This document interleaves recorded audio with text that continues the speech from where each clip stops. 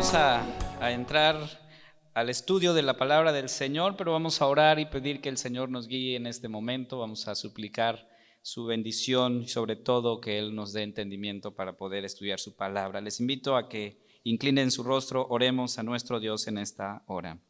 Padre, gracias te damos por este tiempo en el que disponemos nuestro corazón a escuchar tu palabra. Suplicamos, Señor, que tu Santo Espíritu nos ayude a entender tu palabra en esta hora. Santifícanos en tu verdad, Señor. Tu palabra es verdad. En Cristo Jesús oramos. Amén. Quiero invitarles, hermanos, a que vayamos al texto el cual vamos a estudiar, que está en Gálatas capítulo 2. Gálatas 2, estamos estudiando ahí la palabra del Señor y estaremos estudiando los versículos 11 al 21 de este capítulo. Gálatas 2, 11 al 21. Voy a leer la palabra del Señor.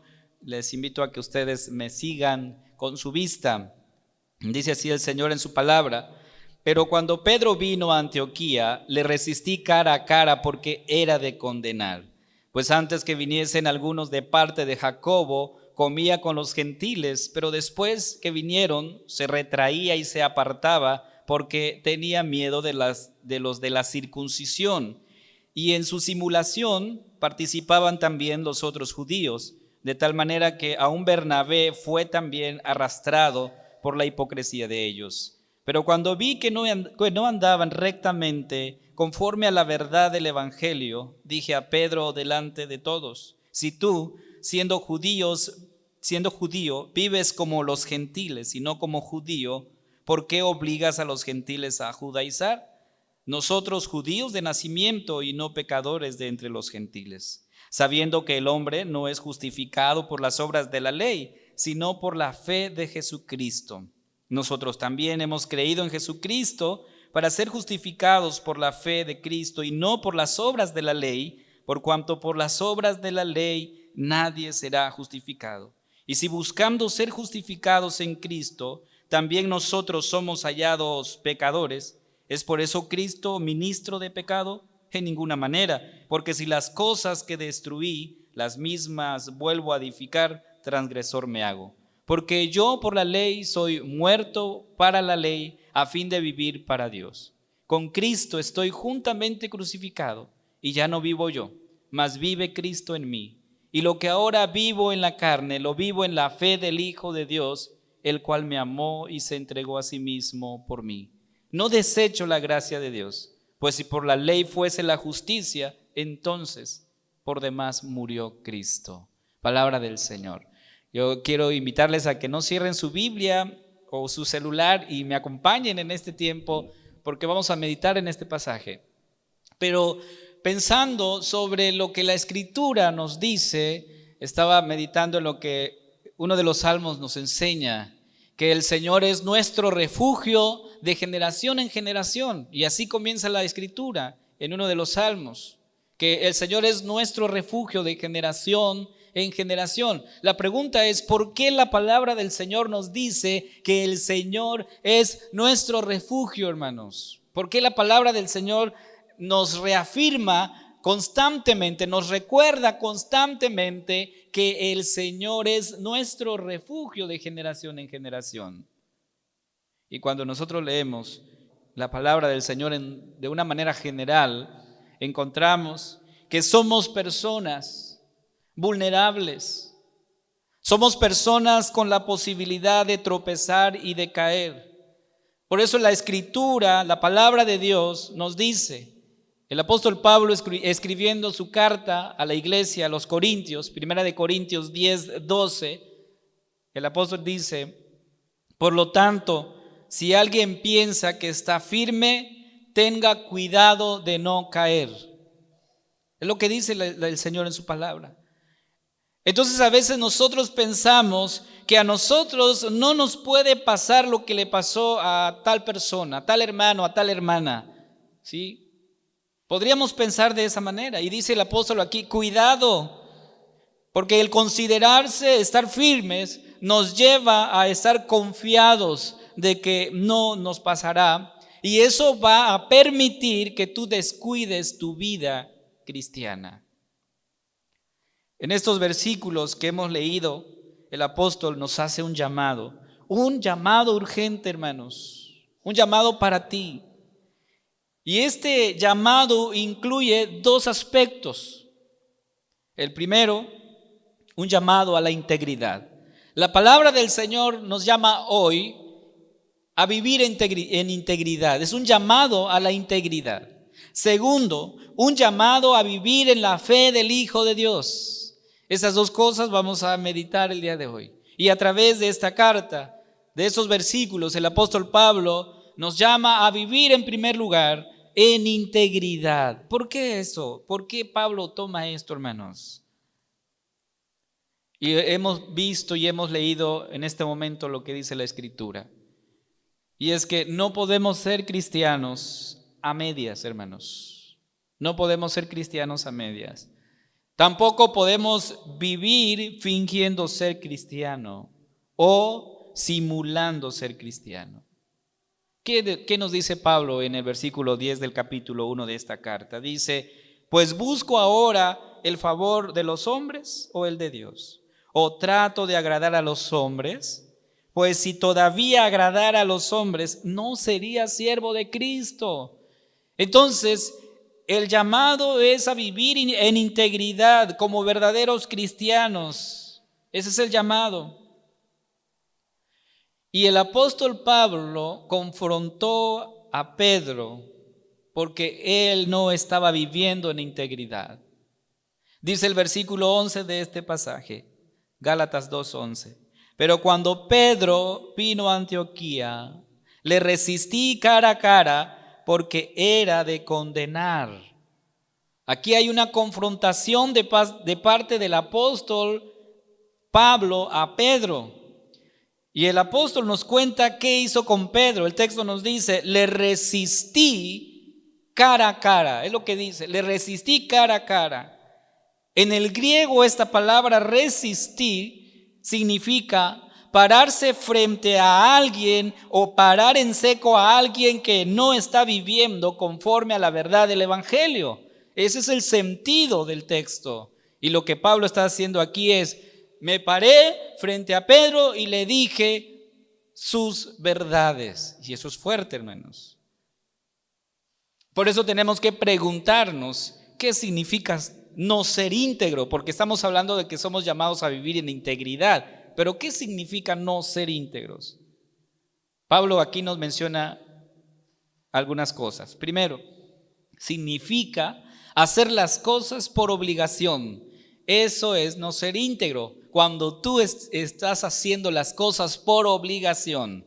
Versículo 12 de este pasaje, Gálatas 2:12. Pues antes que viniesen algunos de parte de Jacobo, comía con los gentiles, pero después que vinieron, se retraía y se apartaba porque tenía miedo de los de la circuncisión. ¿Qué estaba haciendo Pedro entonces? No estaba haciendo las cosas de corazón, sino que estaba haciendo las cosas para quedar bien. Sin embargo, cuando llega el momento en el que tiene que decidir en dónde debe estar, él obviamente cedió a la presión. Eso es falta de integridad cuando nosotros cedemos. Y un aspecto importante, hermanos, y es que somos todo el tiempo presionados a hacer lo incorrecto. Y la integridad es que tú estés firme en lo que tú crees. ¿Qué es lo que Pedro pensaba, hermanos? O por lo menos es lo que creemos que pensaba, porque podemos concluir de esa manera por qué Pedro se está apartando de los gentiles. Y encontramos que en ese tiempo todo judío se creía puro, ¿sí? Y veía a los gentiles como la escoria de la humanidad. Ese era el pensamiento de un judío en ese tiempo y en ese momento. Los gentiles son la escoria de la humanidad. De hecho, algunos judíos llegaron a pensar que Dios había creado a los gentiles como la estopa o como leña para atizar las llamas del infierno. Es lo que creía un judío. Pedro había entendido que Dios no hace acepción de personas. Él lo había escuchado y lo había dicho, lo había confesado, al grado que en el libro de Hechos 10:34, él dice lo siguiente: entonces Pedro respondió: veo con claridad que Dios no muestra favoritismo, o en otra versión dice que no hace acepción de personas. Hermanos, sin embargo, Pedro en su conducta podríamos decir que no tragaba a los gentiles. Es decir, simulaba aceptarlos, pero no en su corazón, es decir, no de corazón. ¿Cuál era entonces el pecado de Pedro? Él insistía que los cristianos no pueden ser realmente salvos y agradables delante de Dios a menos que se vuelvan judíos. Es lo que decía él. Y llegamos entonces a este punto en el que podríamos nosotros preguntar y decir: Dios nos conoce a todos, y no solo nos conoce de forma externa, sino de forma interna. Él conoce tu corazón, conoce mi corazón. Entonces, si no oyes su palabra, un día estarás en la misma situación que Pedro. Serás confrontado y eso no es nada agradable. Por eso el versículo 14, el apóstol Pablo dice: pero cuando vi que no andaba rectamente conforme a la verdad del evangelio, dije a Pedro. ¿Lo dijo en secreto? Dice ahí, delante de todos. Eso es duro, hermanos. Por eso hoy nos preguntamos, cuando hablamos respecto a la iglesia, como iglesia, en todos los contextos, parece ser que el estilo de vida de Pedro se ve en muchas ocasiones manifestada en la iglesia de hoy. En la iglesia nos sentamos al lado de otras personas, nos sentamos con mucha cortesía, pero tal vez no comemos con ellos. Realmente no nos hacemos sus amigos, no socializamos con ellos compartiendo nuestras vidas, nuestros hogares y nuestras cosas. De alguna manera mantenemos las relaciones formales y nos vemos solamente en reuniones oficiales de la iglesia. Pregunto, ¿crees que así será en el cielo? ¿Que habrán de alguna manera esas preferencias y que, bueno, es que yo me junto, yo platico y yo hablo con esa persona porque pues me llevo bien, ¿verdad? Pero con esa persona no. ¿Así será en el cielo? En el cielo la Escritura nos dice que como un solo hombre estaremos alabando el nombre del Señor. Por eso la pregunta aquí es, cuando nosotros hacemos esto, dice el apóstol Pedro, dice la palabra del Señor acerca de Pedro, que Pedro no estaba viviendo en conformidad con el evangelio, y eso, dice Pablo, no es vivir en integridad. Y Pablo usa una palabra que es fuerte, porque él dice, eso es vivir hipócritamente. Gálatas 2:13 dice así: y en su simulación participaban también los otros judíos, de tal manera que aún Bernabé fue también arrastrado por la hipocresía de ellos. No vivir en la verdad del evangelio, dice el apóstol, es vivir hipócritamente. Entonces, ¿cuál es el mensaje básico del apóstol? ¿Cuál es? Versículo 14. El mensaje básico de Pablo es: Dios no tuvo favoritismos con nadie, con nosotros, en cuanto a nuestra raza o a nuestra cultura, ¿sí? Y en el versículo 15 nos habla específicamente de que aunque eras de esa manera considerado bueno o devoto, tu raza y tus costumbres no tuvieron nada que ver con eso. Es decir, que Dios te ame no tiene que ver con lo que tú eres. Dios nos amó, hermanos. Y a través de esta carta y de estos versículos, hoy somos llamados, hermanos, a vivir en integridad. ¿Y qué es vivir en integridad, hermanos? Es vivir haciendo las cosas bien para el Señor, aun cuando nadie nos ve. Eso es ser íntegro, hermanos. Eso es ser íntegro. Que tú hagas las cosas bien para la gloria del Señor, aun cuando nadie te ve, cuando nadie te observa. Y a veces uno es tentado y en algún momento cedemos a ello, porque dices, bueno, es que, ¿qué puede pasar? Y en ocasiones he estado tentado cuando de repente nos toca manejar ya muy tarde. Tú sabes que no debes cruzar, ¿verdad? Cuando está el semáforo en rojo, ¿no?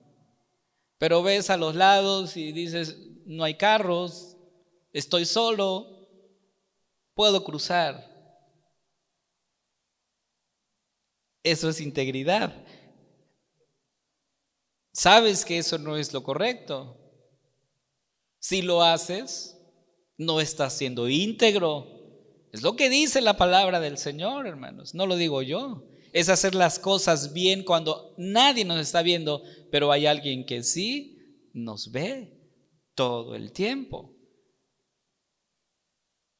Y así podríamos poner muchos ejemplos de lo que significa ser íntegro. Por eso el apóstol Pablo le dijo a Pedro, Pedro, lo que estás haciendo no es ser íntegro, porque cuando estabas aquí con nosotros, comías y convivías con los gentiles y estábamos felices, pero vinieron otros hermanos que no eran gentiles. ¿Qué hiciste? Te apartaste de nosotros por el miedo, por el temor a ellos. Eso no es ser íntegro. Pero Pablo no se queda ahí. Nos llama a la integridad, pero también nos llama a vivir en la fe. En la fe. ¿Qué significa vivir en la fe, hermanos?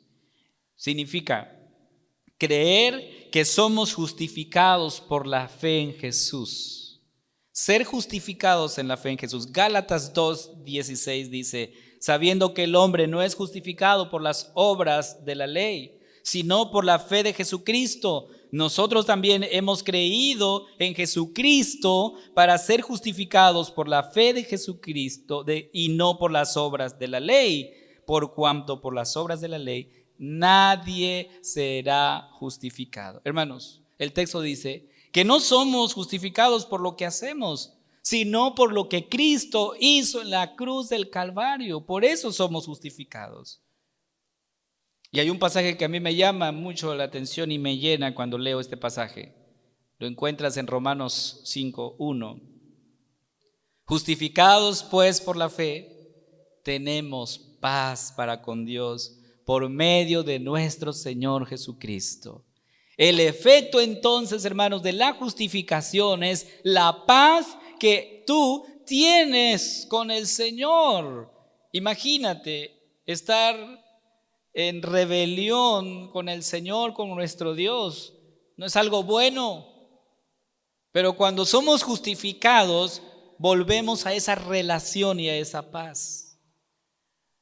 Y por eso Pablo pregunta, bueno, si creer que somos salvos porque el Señor nos ha justificado, si creer eso es pecado, entonces Pablo dice en el versículo 17, si buscando ser justificados en Cristo también nosotros somos llamados o hallados pecadores, ¿es por eso Cristo ministro de pecado? O sea, ¿soy un pecador por creer eso? Si es así, entonces el culpable es Jesús y no yo, porque Él nos enseñó que por su gracia somos justificados. Sería un pecador, dice el apóstol, si vuelvo a vivir bajo la ley, creyendo que a través de ella soy justificado. Por eso dice en el versículo 19, porque yo por la ley soy muerto para la ley a fin de vivir para Dios. ¿Qué significa esto? Significa que Pablo está diciendo, ya no descanso en aquello que yo hacía para quedar bien con Dios y agradarle a Dios. No, descanso en la obra que Cristo hizo en la cruz por mí. Somos justificados. Y somos justificados por amor, hermanos. Hay un versículo que es como uno de los versículos que desde mi niñez escuché, y es el versículo 20, Gálatas 2:20, dice: con Cristo estoy juntamente crucificado, y ya no vivo yo, mas vive Cristo en mí. Y lo que ahora vivo en la carne, lo vivo en la fe del Hijo de Dios, el cual me amó y se entregó a sí mismo por mí. O sea, el amor de Dios, el hecho que Dios haya mostrado su amor hacia mí, ha derribado mi propio yo. Y el versículo 20 nos dice así: y ya no vivo yo, sino que Cristo vive en mí. Entonces, el amor del Señor hace que yo pueda vivir para el Señor y no para mí. Justificados por su amor. ¿Qué más? Somos justificados por gracia. El versículo 21 nos dice: no desecho la gracia de Dios, pues si por la ley fuese la justicia, entonces por demás murió Cristo. Hermanos, eso es vivir en la fe. El llamado que el Señor nos hace hoy es a vivir en integridad y a vivir en la fe del Hijo de Dios. Dos cosas, hermanos, que yo quiero que tú te lleves a casa y que lo pongamos en práctica. Somos llamados a vivir en integridad. Es decir, que en todo lo que tú hagas, lo hagas para el Señor, para su gloria, para su honra. Y que la fe que tú tengas es que eso que tú haces, no lo haces para alcanzar tu salvación, pues eres salvo, sino lo haces en respuesta y en gratitud a lo que Dios ha hecho contigo. Hermanos, hoy somos llamados a revisar nuestras vidas, a vivir de acuerdo con la verdad del Evangelio. No podemos ser cristianos a medias, no podemos vivir fingiendo ser cristianos o simulando ser cristianos. No, somos llamados a vivir en integridad y a vivir en la fe del Hijo de Dios. Somos llamados a vivir nuestra vida sobre la base de quiénes somos ahora en Cristo. ¿Quién eres tú ahora en Cristo? Ese es el llamado del Señor. Y para nuestros amigos, cuando nosotros hablamos del regalo de la vida eterna, tú también puedes recibir ese regalo de la vida eterna, porque es ofrecido a todos, para todos nosotros, hermanos. Algo muy importante. En esos días, últimas semanas, hemos estado en algunos funerales, y siempre cuando llegamos a esos momentos difíciles de la vida, nos acordamos que no somos eternos, hermanos. Que nuestra vida, como dice Salmos, es como la flor del campo, que en la mañana florece y en la tarde es cortada y se seca. Que terminamos nuestros años como un pensamiento. Es decir, hoy estamos, mañana no sabemos, hermanos. Así es tu vida y así es mi vida. Somos frágiles y vulnerables. Y ante eso, hermanos, mientras estemos aquí en este mundo, somos llamados a vivir íntegramente, santamente delante del Señor. Para que cuando aquel día llegue, porque un día tiene que llegar, porque cuando nosotros hablamos del tema de la muerte, no nos gusta hablar del tema de la muerte, pero necesariamente tiene que llegar un momento en el que estaremos frente a Cristo, cara a cara. No sé tú, pero yo sí quiero escuchar esas palabras del Señor. Buen siervo fiel. En lo poco has sido fiel, en lo mucho te pondré. Entra al gozo de tu Señor. Yo estoy convencido que voy a escuchar esas palabras del Señor. Te pregunto a ti, ¿estás convencido? ¿Estás convencido que vas a escuchar esas palabras del Señor? Entonces, hermanos, como dice la Escritura, en respuesta a lo que Cristo ha hecho en nosotros, nos ha dado la vida eterna, nos ha dado la salvación. En respuesta a todo ello, somos llamados a vivir en santidad, en integridad delante de Dios. Eso es, hermanos, ser agradecidos. Que con mi vida entera le alabe y le glorifique a Dios. Hay un himno que nos recuerda eso. Que mi vida entera esté consagrada ¿a quién, hermanos? A ti, Señor. Que eso sea entonces el objetivo de nuestra vida, consagrar nuestra vida al Señor. Vamos a orar, hermanos. Padre, nos llamas a vivir en santidad, en obediencia a tus mandatos. Y hoy, como el himnólogo lo dice, pedimos que nuestra vida esté consagrada a ti, Señor, viviendo en santidad, en integridad, en respuesta a lo que tú has hecho por nosotros. Tú diste tu vida, Padre, por amor a nosotros. Gracias por ese amor manifestado. Ayúdanos entonces a vivir de acuerdo a tu santa voluntad, honrando y alabando tu nombre siempre. Te lo pedimos, Señor, en el nombre de Cristo Jesús. Amén.